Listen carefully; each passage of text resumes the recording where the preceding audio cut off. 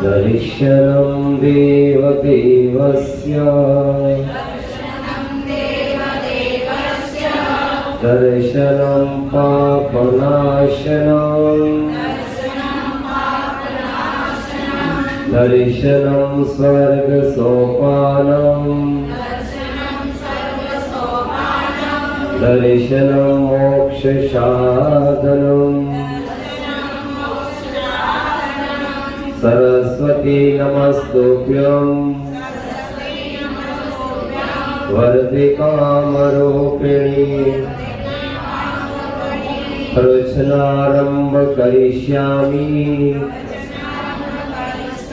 सिद्धिर्भवतु मे सदा। बोलिए देवादिदेव प्रथम तीर्थंकर अष्टापद से मोक्ष पधारे ऋषभदेव भगवान की। बोलिए चंद्र ग्रह दोष अविरिष्ट निवारक चंद्र प्रभु भगवान की। बोलिए कलिकुंड दंड स्वामी श्री पारसनाथ भगवान की। वर्तमान जी शासन नायक महावीर भगवान की। 24 तीर्थंकर भगवान की।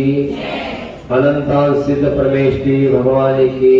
परीक्षा होगी, उसमें सबको जुड़ना है। उसके अंदर कितने प्रश्न आएंगे? 200 प्रश्न आएंगे।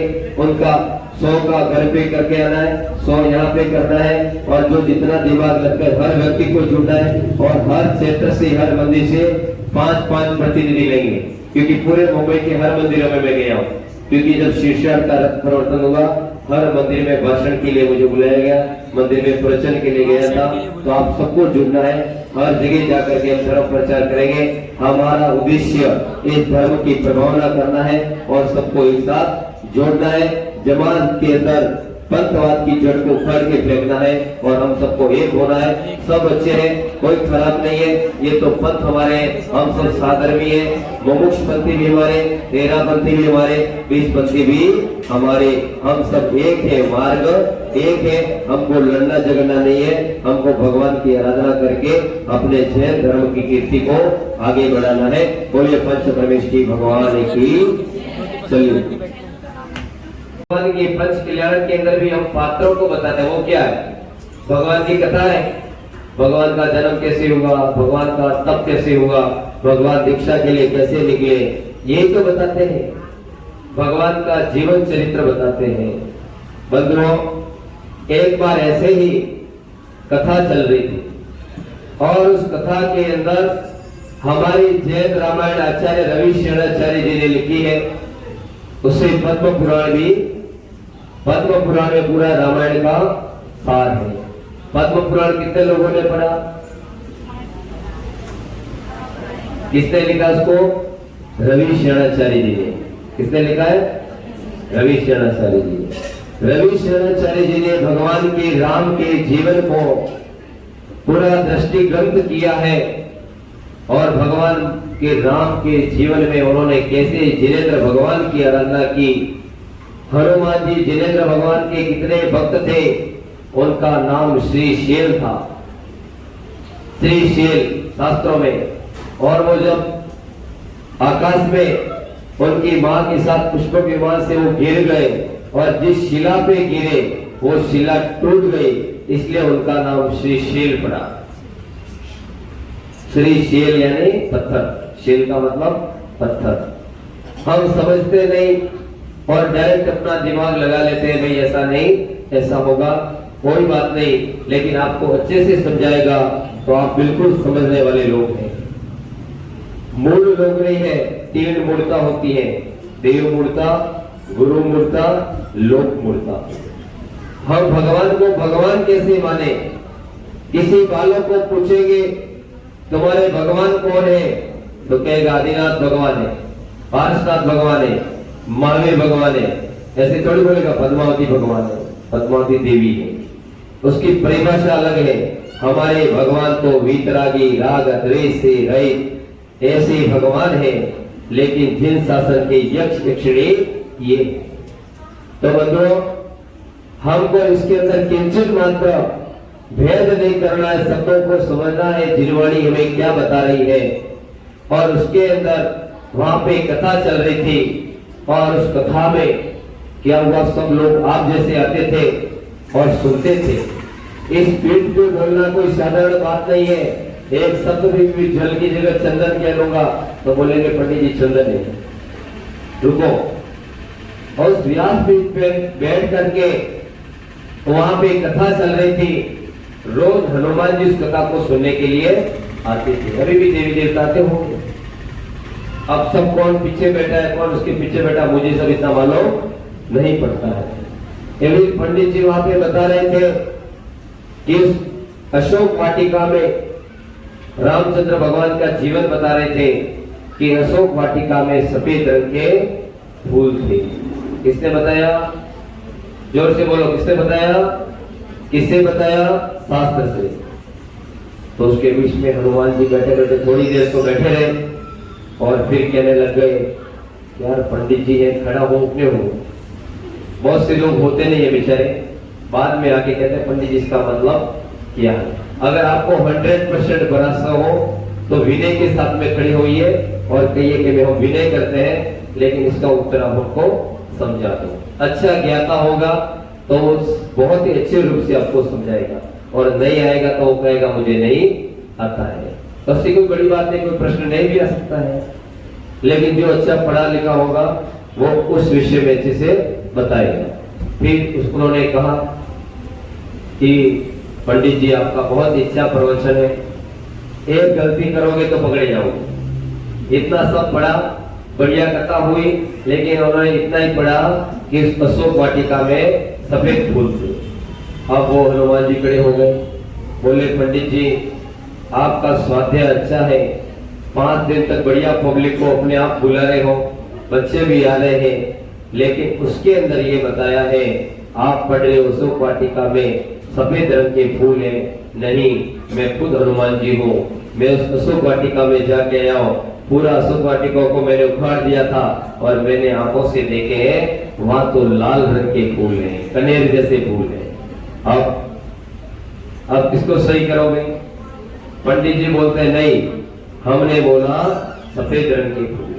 हमने श्रावक की 6 कर्तव्य बताए, और कोई कह दे कि श्रावक का पहला कर्तव्य देव पूजा नहीं है, मैं कैसे मान लूं? मैं शास्त्र खोल के बैठूंगा। हमारे शास्त्र में ये लिखा है, शास्त्र में ऐसा कहीं लिखा है कि आप देवी देवताओं का सत्कार मत करो। पूरे हिंदुस्तान के शास्त्रों में लाके मुझे बताइए, सारे शास्त्र में एक भी शास्त्र, पुराना शास्त्र प्रमाण के साथ आप दिखाइए हमको, वहां पे ऐसा लिखा हो कि पद्मावती की आराधना करने से, अभिषेक करने से व्यक्ति नरक जाता है। ऐसा कहीं भी प्रमाण नहीं है। किसने, आचार्य ने ऐसी बात नहीं कही है। ये तो अपना चलाने के लिए विद्वानों ने, गुरुओं ने बता दिया, उनके फॉलोवर बन गए और हमने मान लिया। ऐसा विरोध कहीं पे नहीं है। अब पहली बात चल रही है, उन्होंने कहा कि अशोक वाटिका में कैसे फूल है? सफेद। हनुमान जी क्या कह रहे हैं? लाल। अब दो के बीच में लफड़ा हो गया। अब उन्होंने कहा ऐसा करते हैं, अभी स्वाध्याय पूरा करने दो, हम करने के बाद सीता माँ के पास चले जाएंगे, क्योंकि सबसे ज्यादा वो उस वाटिका में रही है, तो हमारा समाधान हो जाएगा। उन्होंने वो स्वाध्याय पूरा किया और वो पंडित जी और साथ में वो हनुमान जी सीता माँ के पास गए और कहने लग गए माता जी हमारी एक शंका हो गई है, पंडित जी बहुत अच्छे हैं, सब बढ़िया बता रहे हैं, लेकिन अशोक वाटिका में सफेद रंग के फूल कह रहे हैं, मैं खुद जाके आया और लाल कह रहा हूं, अब तुम बताओ कैसे। तो सीता माँ ने कहा तुम दोनों झूठे हो। क्या कौन से? पंडित जी सफेद कह रहे हैं, मैं लाल कह रहा हूं, कि लाल नहीं थे, वहां तो श्याम रंग के फूल। अब तेल में लफड़ा पड़ गया, अब तेल के अंदर लफड़ा पड़ गया। पंडित जी सफेद बता रहे हैं, हनुमान जी लाल बता रहे हैं, और सीता माता श्याम बता रही है। अब उन्होंने कहा ऐसा करते हैं, अपन तीनों मिलकर के रामचंद्र जी के पास चले जाए, वो हमारा समाधान निकाल देंगे। वो तीनों मिलकर के रामचंद्र जी के पास गए। रामचंद्र जी ने कहा कैसे आना हुआ सबका एक साथ? कभी कोई व्यक्ति अचानक, हम भी किसके घर पे जाते हैं, और पंडित जी हमारे यहाँ कैसे आना हो गया? तो फिर तीनों एक साथ गए। व्यस्त आदमी अगर किसी यहाँ जाता है ना, तो लोगों को अचरज लगता है, कैसे आ गए? तो फिर वहां पे उन्होंने कहा कि हम ऐसे आए हैं कि पहले बैठो और हमसे पानी पियो। उन्होंने कहा कि पंडित जी राम कथा कर रहे थे, उसके अंदर बता रहे थे सफेद रंग के फूल है। मैं हनुमान जी मैं जाके आया हूँ, वहां लाल रंग के फूल है, और माता कह रही है श्याम रंग के फूल है। रामचंद्र जी बहुत सोच समझ के बोलते थे।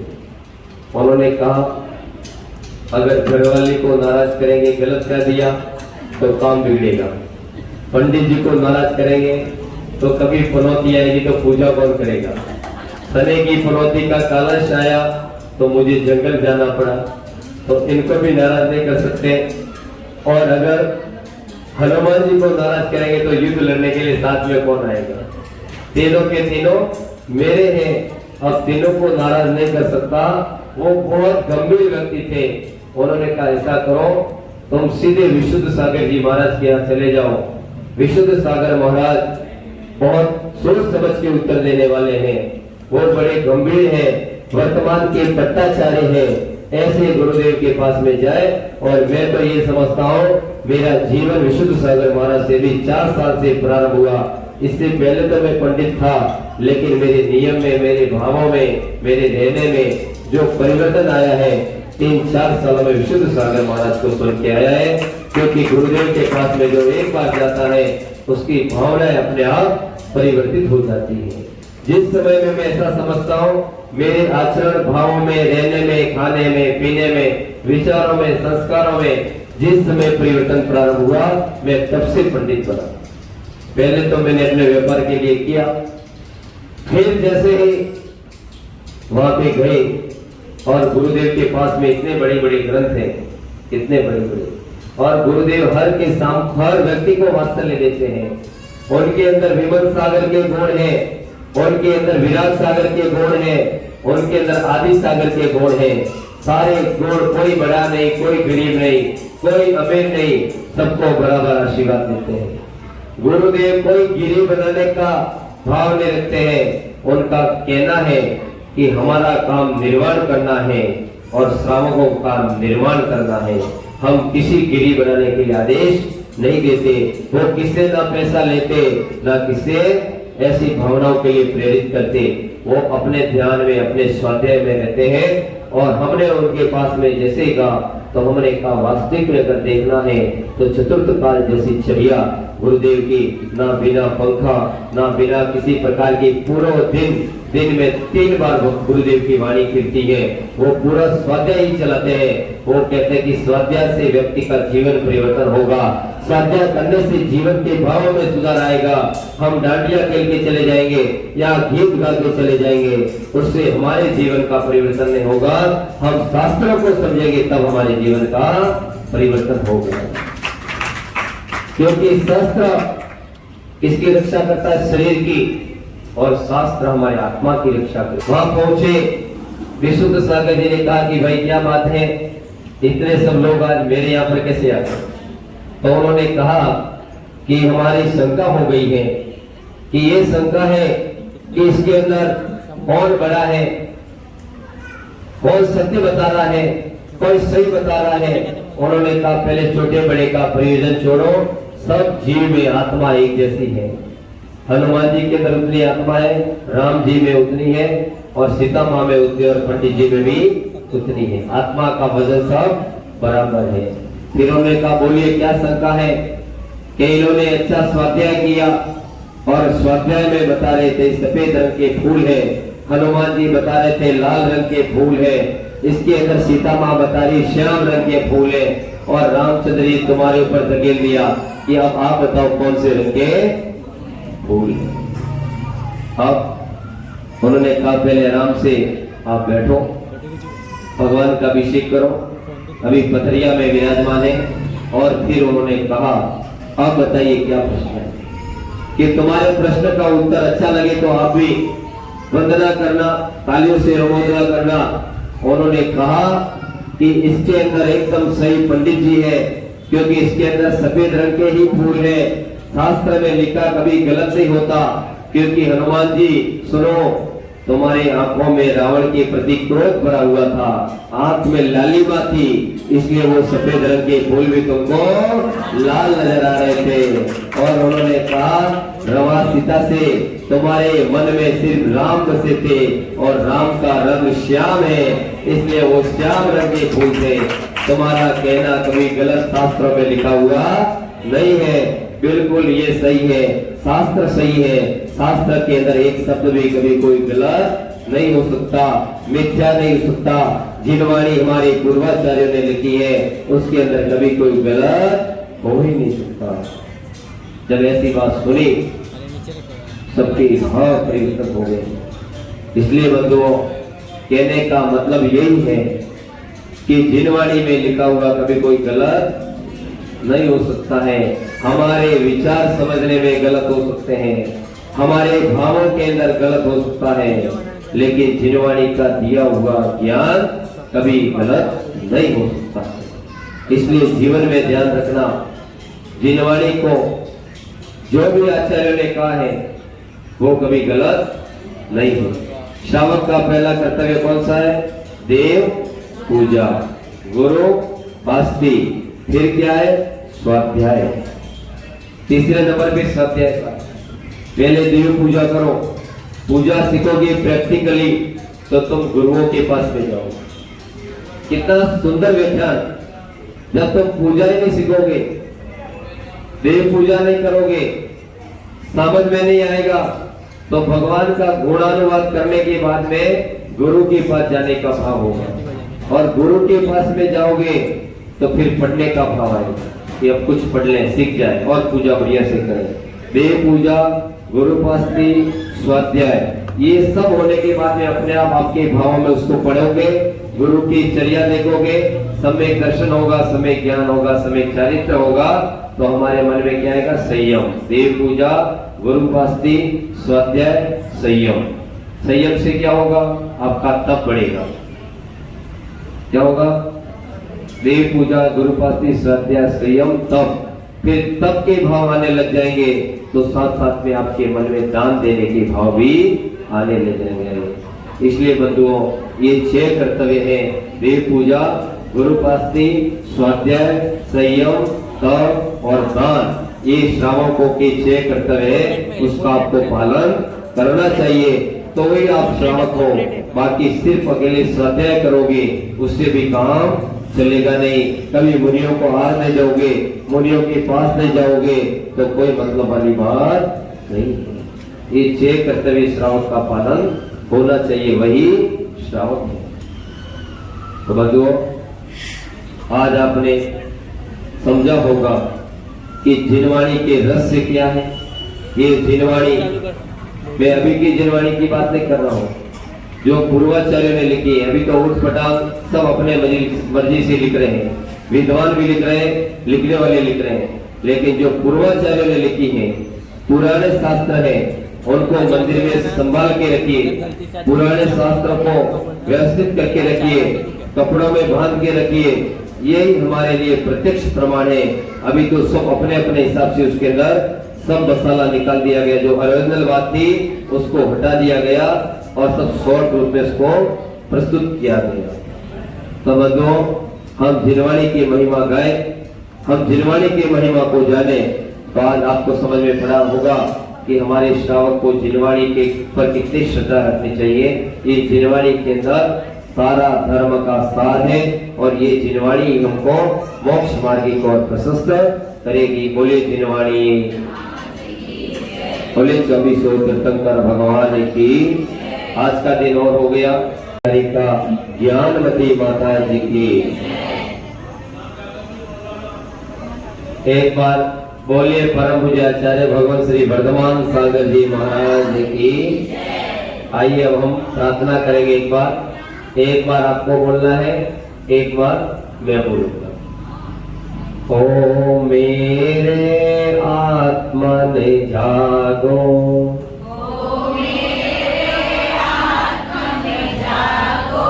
ओ मेरे आत्मन जागो,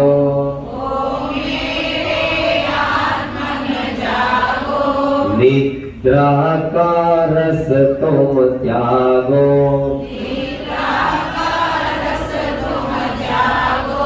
जग में कितने अवसर आए,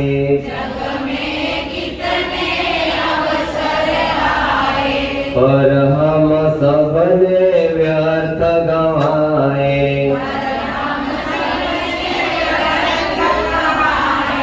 ओ मेरे आत्मन जागो,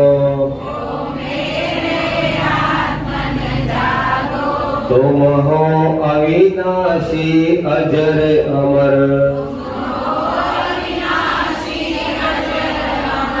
जन्म और मृत्यु का ना हो डर।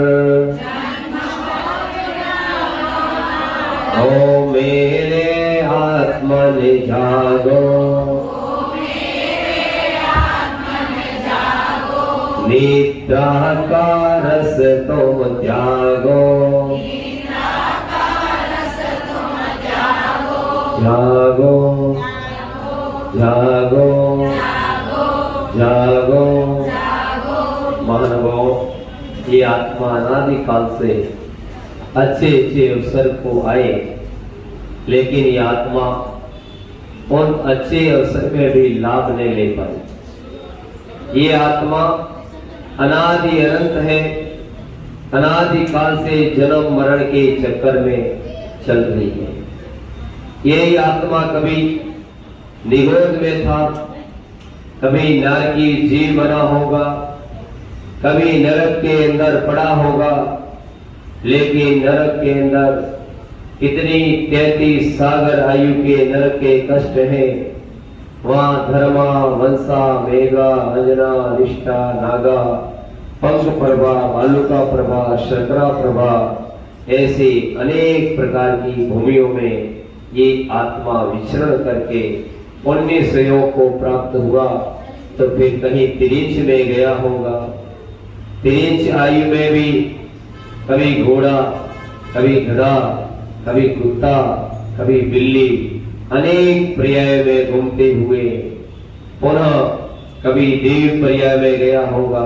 आदिनाथ की जयमाला में कहा है कि स्वर्ग के अंदर भी गले में एक माला होती है और वो माला जैसे ही मुरझा जाती है, स्वर्ग की आयु पूरी हो जाती है। स्वर्ग में भी सुख नहीं है, स्वर्ग में भी दुख है। हम व्यक्ति मर जाता है, उसके पीछे लिख देते हैं स्वर्गवासी हो गया। अब आपको क्या मालूम स्वर्गवासी हो गया?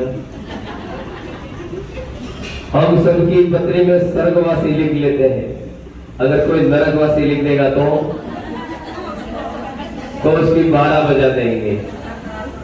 जीवन के अंदर सब स्वर्गवासी होते हैं, सब लिखते हैं कि सब स्वर्ग में, तो स्वर्ग में पूरा भर जाना चाहिए, इतने मर रहे हैं। तो हमको समझना है, हम उपमान देते हैं कि फलाना जी फलानी तारीख को स्वर्गस्थ हुए, उसकी शोक सभा रखी जाती है। हम मरने के बाद व्यक्ति के गुणों की खूब प्रशंसा करते हैं, बहुत प्रशंसा करते हैं, लेकिन जीते जी इसके गुणों को नहीं समझ पाते हैं। जो चीज हमारे से दूर हो जाती है उसकी वैल्यू बढ़ जाती है।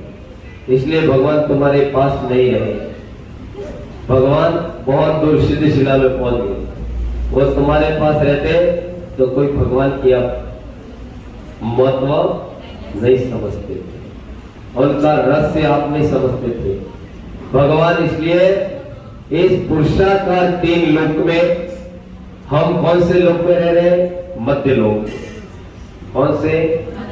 मध्य लोक। भगवान जिनेश्वर जैसे 13वें स्थान से 14वें गुण स्थान को प्राप्त हो जाते हैं और वो तीर्थंकर परमात्मा अरिहंत परमात्मा को अरिहंत के गुणों में आच्छादित हो जाते हैं और भगवान इस संसार से अनंत दूर, जहां पे कोई चिट्ठी और संदेश नहीं पहुंच पाते हैं। अभी हम इतने परिवार के साथ रहते हैं, लेकिन एक ये आत्मा जब जाएगी उसमें पूरा परिवार यहाँ खड़ा रह जाएगा और एक अकेली आत्मा छूट के चली जाएगी। अभी तो हम साथ में रहने के लिए 3 BHK ले रहे हैं, 4 BHK ले रहे हैं, 5 BHK ले रहे हैं, लेकिन जिस समय आत्मा जाएगी सब BHK को छोड़ना पड़ेगा। कितना बड़ा रहस्य है। उस समय वो आत्मा क्या सोचता होगा? कितने परिवार के साथ बैठे हैं, बाहर पूरा झमेला खड़ा है, लेकिन एक किंचित मात्र आत्मा को रोक नहीं पाएगा। बड़े बड़े डॉक्टर भी देखते रह जाएंगे और कुछ डॉक्टर भी एक दिन चले जाएंगे। दरवाजा बंद। तो यहाँ पर भगवान यहाँ से अनंत दूर है, लेकिन हम भगवान का कितना पुण्य योग है कि हम भगवान की आराधना आज भी कर रहे हैं। भगवान की आराधना आज भी कर रहे हैं। इस संसार के अंदर ये जीव कभी नरक गया, कभी तिरछ गया और कभी स्वर्ग गया। स्वर्ग में भी सुख नहीं, स्वर्ग में एक सामान्य इंद्र के पीछे 32 इंद्राणियां रहती हैं। कितनी इंद्राणियां? स्वर्गवासी भी होके ऐसा समझ लोगे कि हम यहाँ से छूट गए, स्वर्ग में आनंद आएगा। 32 इंद्राणियां आपको खींचेगी, इधर आओ, इधर आओ, इधर आओ, और फिर भी वहां पे मन इतना भर जाएगा भोगों में कि कब इनसे छूट के मैं सीधा वापिस मनुष्य बन जाऊं। अभी एक रखनी बहुत भारी पड़ती है, तो 32 का क्या कहना? इंद्र के अंदर 16 प्रकार के स्वर्ग हुआ करते हैं। जिन्होंने शास्त्र पढ़ा होगा, स्वर्गों का सुख मालूम है? शास्त्र के अंदर स्वर्ग के अंदर क्या होता है मालूम है? शास्त्रों के अंदर स्वर्ग के अंदर स्वर्गों की सुख की चाह नहीं। पढ़ते हो ना? स्वर्गों की सुख की भी चाह नहीं। अब मुझे स्वर्ग सुख भी नहीं चाहिए, स्वर्ग में सुख नहीं है। स्वर्ग में किंचित मात्र सुख है, भोग क्षणिक होता है और वो 32 इंद्राणियां, 32 रानियां, एक सामान्य इंद्र की 32 होती है और बड़ा इंद्र बन गया तो उसकी गिनती नहीं। अब क्या करें? और वहां पे आयु भी पूरी कैसे होती है? इंद्र कभी बुढ़े नहीं होते, उनके सफेद बाल नहीं होते, वो कुमार जैसे दिखते हैं। उनके गले में एक माला होती है और वो माला जिस दिन मुरझा जाती है वो स्वर्ग की आयु पूरी हो जाती है। अभी तक हम स्वर्ग को यूं मान रहे थे, भगवान मुझे स्वर्ग दे देगा, स्वर्ग भी नहीं चाहिए है भगवान। और फिर स्वर्ग से पुण्य संयोग आया, श्रावक कुल के अंदर उत्तम जैन कुल मिली, जिनेन्द्र प्रभु की शरण मिली और आज हे प्रभु आपके चरणों में बैठ करके आपके गुणगान कर रहा हूं, आपकी आराधना कर रहा हूं। सबसे उत्तम गति को आचार्य ने कहा है, मनुष्य पर्याय में आकर के अगर मुनि धर्म को धारण कर लिया तो समझना अपने जीवन को सार्थक कर। जैसे ही यहाँ पे आए और यहाँ पे तो इस आत्मन ने कभी कुछ सुना नहीं, संसार की अनेक बातें हुई, अवसर आए, हमने यूं ही गंवा दिए, हाथ से निकल गए, समझ नहीं पाए। लेकिन जो धर्मात्मा जीव होते हैं वो धर्म की परिणति करते हैं, धर्म के सहयोग में जुड़ जाते हैं, वो दौड़ दौड़ कर भगवान की बातें हैं जिनवाणी सुनने के लिए प्रेरित हो जाते हैं। पंडित जी कुछ अच्छा बताओ, जिनवाणी के रहस्य को खोलो, और वो जिनवाणी के एक शब्द की मोती को सुन के उन जिनवाणी के शब्दों को अंतर में उतार करके एक दिन वो भी उस मार्ग में बढ़ते भगवान आत्मा बन जाते हैं। इसलिए बंधुओं, उस स्वर्ग में भी सुख नहीं। लोग समझते होंगे कि स्वर्ग में सुख होगा। स्वर्ग के इंद्र इतने पागल हो जाते हैं कि मैं कब श्रावक बनूं। एक साधारण 100 धर्म इंद्र जिनकी कितनी इंद्रियां होती है कौन बताएगा? 40 नील इंद्रियों का स्वामी 100 धर्म इंद्र हुआ करता है।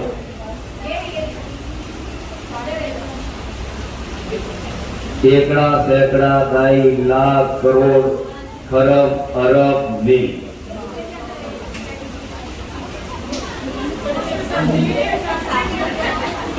और इतनी इंद्रियों का स्वामी 100 धर्म इंद्र पहले स्वर्ग का नाम है। 100 धर्म इंद्र का पहले स्वर्ग के मालिक है, दूसरे के ईशान, महेंद्र, ब्रह्म, ब्रह्मोत्तर, लांतव, कापिष्ठ, शुक्र, महाशुक्र, सतार, सहस्त्रार, आड़त, प्राणत, अच्युतेंद्र, इस प्रकार ये 16 स्वर्ग के देव हुआ करते हैं। और स्वर्गों के अंदर 100 धर्मेंद्र स्वर्ग में भी प्रसन्न नहीं रहता है, और उसको जैसे ही भगवान के जन्म कल्याण का संदेशा प्राप्त होता है, उनका आसन कंपायमान हो जाता है। वो अपने लोकपाल को आदेश देता है कि अब तो अवसर सुनहरा आ गया कि भगवान की भक्ति करने का लाभ मुझे मिल रहा है। और वो 100 धर्मेंद्र वहां से इस भरत क्षेत्र में आ जाता है।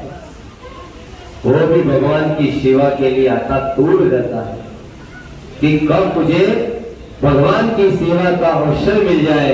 और हमारे जैसे ज्ञानी लोग विद्वान बन गए, प्रतिष्ठाचार्य बन गए, तो अपने खुद का टेबल नहीं लगा पाते, खुद की थाली नहीं लगा पाते, और कभी भगवान का अभिषेक नहीं कर पाते। कौन सा प्रतिष्ठाचार्य बना है? भगवान का अभिषेक, जिनेंद्र भगवान का अभिषेक श्रावक का पहला कर्तव्य है। श्रावक के 6 कर्तव्य है। पहला देव पूजा। पहला कौन सा है? देव पूजा। श्रावक किसे का है? श्रद्धावान, विवेकवान और क्रियावान। श्रावक। अब आपकी श्रद्धा लगी, आपने भगवान की पूजा रचाई, उसके अंदर श्रावक का पहला कर्तव्य कौन सा है? देव पूजा, गुरुपास्ति, स्वाध्याय स्तपम, तागम चेति ग्रस्ताणम, षट्कर्माणि दिने दिने। श्रावक का पहला कर्तव्य देव पूजा। पहला कर्तव्य देव पूजा। अब हम आजकल थोड़े चौराहे पर बैठ गए, संसार में हमको कुछ बुराई करने को नहीं मिला। साधुओं की निंदा, मुनियों की निंदा, शास्त्रों की निंदा, भगवान की निंदा, विद्वानों की निंदा, हम फिर ऐसे काम करते हैं। देव पूजा, गुरु पास्ती। आचार्य ने दूसरा कर्तव्य कहा है कि हमारे नगर के आसपास गुरु आए तो उनके पास में जाना चाहिए। मैंने पहले दिन बताया था, करोड़ों काम छोड़ के क्या करना चाहिए? मंदिर जाना चाहिए। अब ऐसा समझो, लाख काम छोड़ करके खाना चाहिए। और 1000 काम छोड़ करके नहाना चाहिए, और 100 काम छोड़कर समाज में जाना चाहिए, और 1 काम छोड़ करके आराम करना चाहिए। तो ये हमारे कर्तव्य है। आराम बाद में करो। हम लोग इतने प्रमादी हो गए कि हम ये सब करने से पहले हमको आराम चाहिए। करोड़ों काम छोड़ के पहले मुझे 2 घंटा आराम चाहिए। उल्टा कर रहे हैं, करोड़ों काम छोड़ के आराम करते हैं। सबसे लास्ट में 1 काम फ्री हो तो भगवान की याद जाते हैं। तो आप मेरी रहस्य की बातें समझिए। तो हमारी बात चल रही कि जीव अनादि अनंत काल से भ्रमण कर रहा है, इसको कोई नष्ट नहीं कर सकता। इसके अंदर अलग अलग वस्त्र की तरह हम धारण कर रहे हैं। और वो स्वधर्म इंद्र 40 नील इंद्राणियों का स्वामी, उसको संकेत मिलता है कि भरत क्षेत्र में भगवान का आवागमन होने वाला है। वह अपने भगवान की आने से 6 माह पूर्व अपने धनपति कुबेर को भेज देता है। और हम जो प्रातः काल में पुष्प वृष्टि करते हो ना, वो भगवान के अभिषेक के समय होती है। उस समय भी होती है और उससे पहले भी होती है। जब हम कहते हैं ना पुष्पांजलि क्षिपेतः पूजा प्रतिज्ञा अपनाए, हम आपके भगवान के भी गर्भ कल्याण मनाएंगे, उससे पहले ही पुष्प वृष्टि कर रहे हैं। वो कुबेर पुष्प वृष्टि का प्रतीक है। और उसके अंदर एक दिन के अंदर कितने बार रत्न वृष्टि करते हैं? 4 बार। कितने बार? एक समय में कितने? 3.5 करोड़। कितने हो गई? तो 4 बार में 14 करोड़ बराबर 14 करोड़ रत्नों की वृष्टि दिन में। एक बार में स्वधर्म इंद्र 14 करोड़ रत्नों की वृष्टि धनपति कुबेर को भेजता है। वो धनपति कुबेर अपने हाथों से रत्नों की वृष्टि भगवान के आने के 6 माह पूर्व किया करता है। फिर स्वधर्म इंद्र भगवान के पूरे कल्याणक में सम्मिलित होता है, गर्भ में, जन्म में। और जैसे ही भगवान की दीक्षा हो जाती है, भगवान की दीक्षा की पालकी आती है, उस दीक्षा की पालकी को वहां पर लोकांतिक देव अनुमोदना के लिए आया करते हैं। ऐसे लोकांतिक देव प्रार्थना करते हैं कि हे प्रभु, आपने उत्कृष्ट मार्ग को चुन लिया है, अब इस संसार को नश्वर जान के छोड़ दिया है। इस संसार में प्रभु सुख नहीं है, आप दिगंबरत्व को धारण कर रहे हैं। ऐसा जब उनकी अनुमोदना करते हैं और उस पालकी को अंदर भगवान दीक्षा पालकी में बैठते हैं, तो उसको दीक्षा पालकी को उठाने के लिए स्वधर्मेंद्र बढ़ता है। तो भगवान की स्वधर्मेंद्र उस पालकी को उठाने नहीं मिलती है। क्यों? इसलिए नहीं मिलती है कि स्वर्गों में संयम नहीं होता है। पहले संयमी जीवों को वो पालकी उठाने को मिलती है। स्वर्गों में संयम नहीं होता है, भोग होता है। स्वर्गों में अनंत भोग होता है। स्वर्ग में सुख भोगों में लिप्त रहते हैं और वो पालकी संयमी जीव उठाते हैं।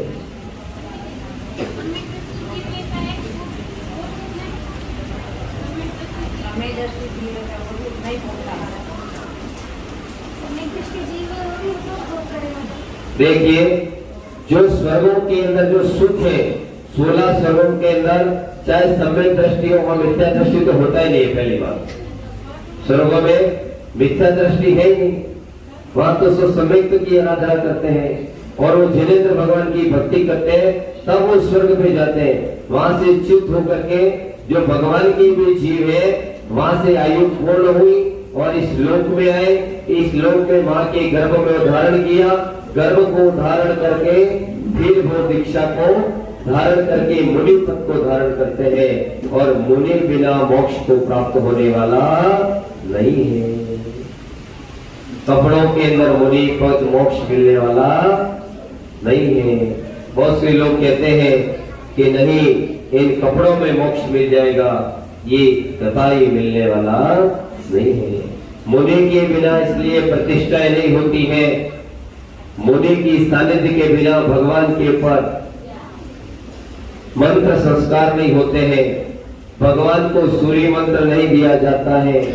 जब कोई कालावधि का दोष हो, जहां मुनि नहीं पहुंच पाते हो, ऐसे समय पे भी आचार्य ने तो प्रतिष्ठा तिलक में निषेध लिखा है, लेकिन कहीं कहीं पर भट्टारकों ने, विद्वानों ने, पंडितों ने स्वयं मुनि दीक्षा को धारण करके फिर मंत्र संस्कार दे सकते हैं।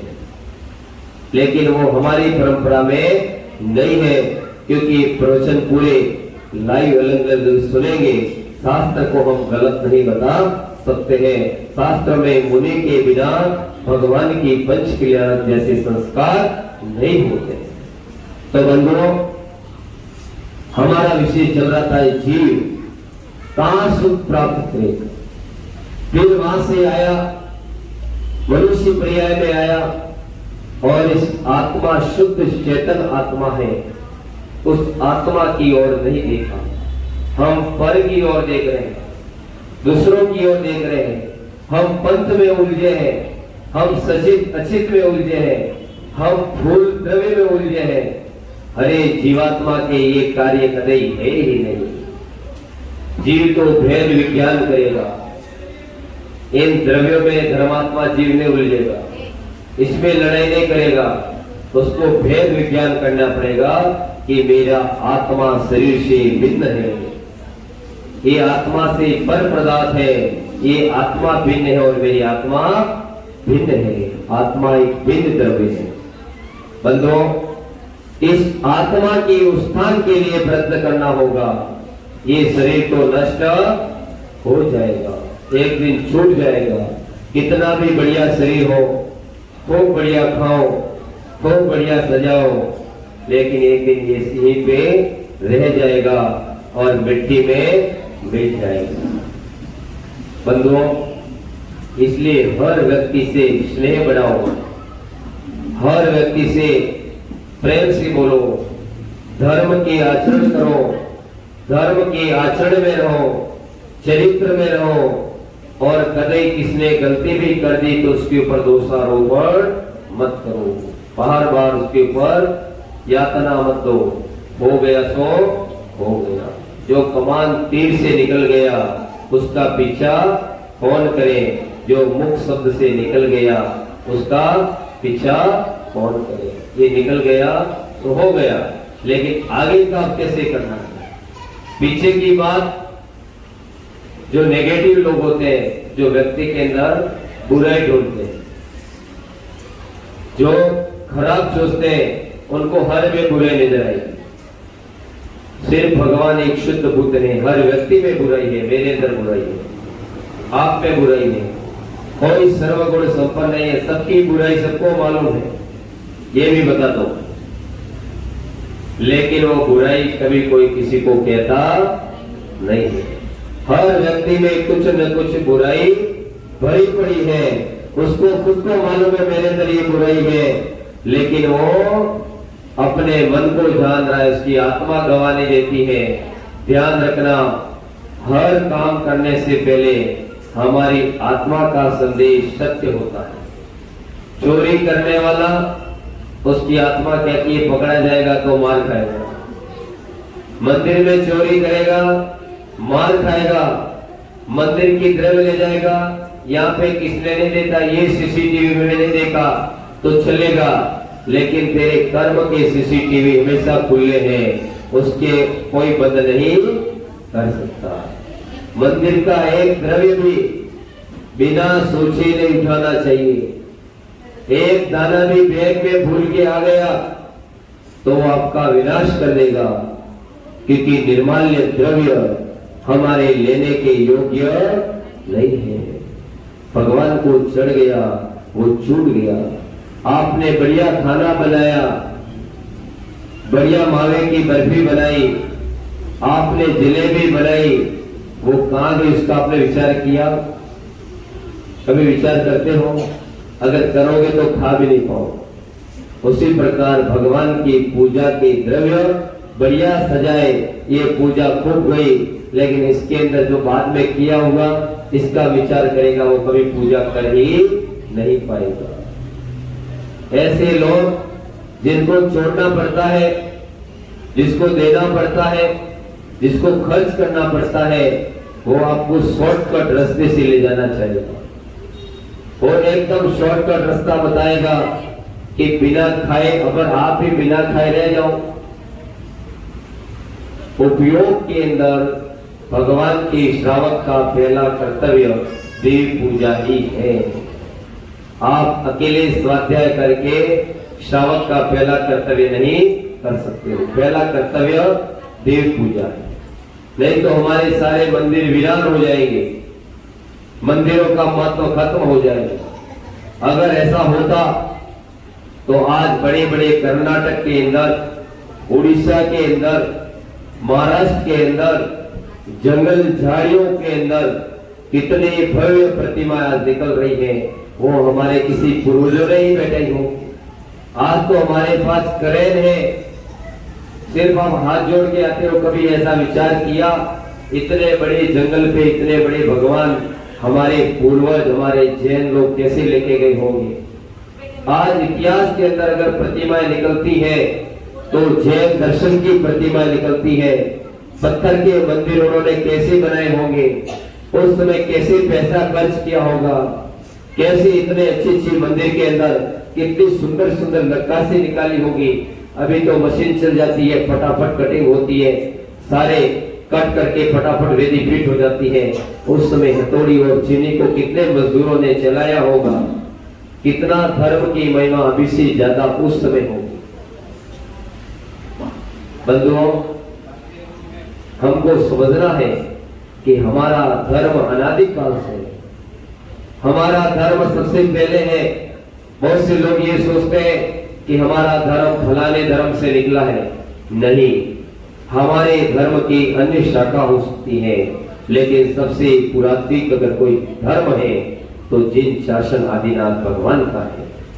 प्रथम तीर्थंकर आदिनाथ भगीरथ की शासन भूमि अयोध्या है। उसके बाद में 19वीं मुनीश्वरनाथ भगवान के काल में रामचंद्र जी का अयोध्या में अवतरण हुआ। इससे पहले कितने तीर्थंकर हमारे अयोध्या में जन्म ले लिया है। इसलिए ज्ञानवती माता जी अयोध्या में भगवान आदिनाथ के क्षेत्र पर अभी प्रतिष्ठा उन्होंने कराई। 4 क्षेत्र और है, वहां पे भी जिन धर्म की रक्षा कर रहे हैं। लोग कहते हैं इन साधु संतों को, ये तो ऐसा करते हैं, वैसा करते हैं। अरे वो साधु संत हमारे क्षेत्रों का रक्षण कर रहे हैं, वो हमारे क्षेत्रों को सुरक्षा कर रहे हैं। अगर हम धन नहीं देंगे तो उसकी सुरक्षा कौन करेगा? वहां पैसा कहां से आएगा? वहां कैसे संचालन होगा? हम जाते नहीं और देते नहीं और प्रश्न बहुत उठाते हैं। जिंदगी में कभी 1100 रुपए नहीं देने वाला करेगा, जो देता वो कभी नहीं करेगा। हम बुराई ढूंढते हैं, हमको हमारे क्षेत्र के बारे में हमारे गुरुओं में बुराई नजर आती है। अन्य धर्मों में देखो बड़ी बड़ी कथा करते हैं, उनके गुरुदेव सारा खाना पीना करते हैं, दिन में 2 बार भी खाते हैं, बढ़िया से रहते हैं, लेकिन आप उनके गुरु की निंदा करते हुए नहीं पाओगे, कभी नहीं पाओगे। वो लोग अपने गुरु की निंदा कभी नहीं करते, धर्म की निंदा कभी नहीं करते। और हमारे लोग हम ही बैठ करके हमारे साधुओं की, हमारे गुरुओं की, हमारे धर्मात्माओं की हम एक दूसरे की निंदा चालू कर देते हैं। भगवान महावीर ने पद दिखलाया, उसके ऊपर वेदी पंथ हमने लगाया, पंथ हमने बनाया। भगवान महावीर ने कोई पंथ नहीं बनाया।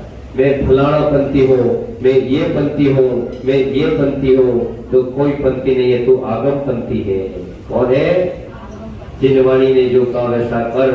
इस पंथ में उलझ जाओगे तो तुम आगे नहीं बढ़ पाओगे। बादाम चटक में उलझ गए, तुम्हारा दिमाग यहीं पे रुक गया, श्रावक का पहले कर्तव्य में रुक गया। अरे जिसको जो चढ़ाना है चढ़ाने दो। हम ऐसे ही विरोध नहीं करें। इसी समाज के अंदर लोग थोड़ा कुछ पढ़ जाते हैं, किसी ने एक आध बार सुन लिया, किसी ने कह दिया।